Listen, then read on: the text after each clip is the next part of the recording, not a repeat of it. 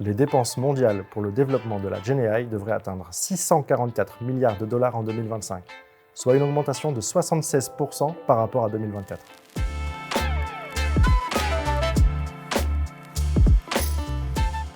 Jusqu'à récemment, dans le cadre de l'onboarding digital, pour extraire des informations contenues dans les documents, on utilisait essentiellement des systèmes basés sur les OCR.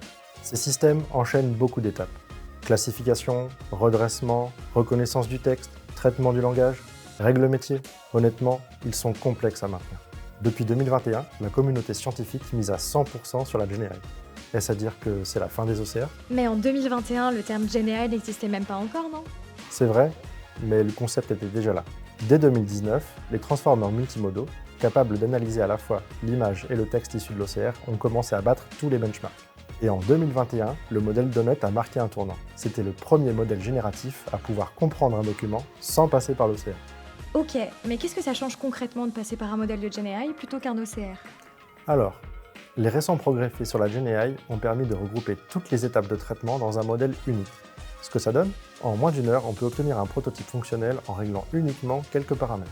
Après, on peut aussi affiner les résultats en ajoutant des instructions plus précises ou en donnant des exemples concrets. C'est ce qu'on appelle l'apprentissage en contexte. Par rapport à des développements plus traditionnels, on réduit drastiquement le time to market. Si on veut aller plus loin et optimiser au mieux les performances, il reste l'option du fine-tuning. Cependant, cela demande un grand volume de données à noter.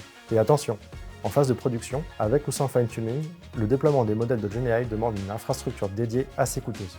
Alors, l'OCR est vraiment mort et définitivement remplacé par la GenAI?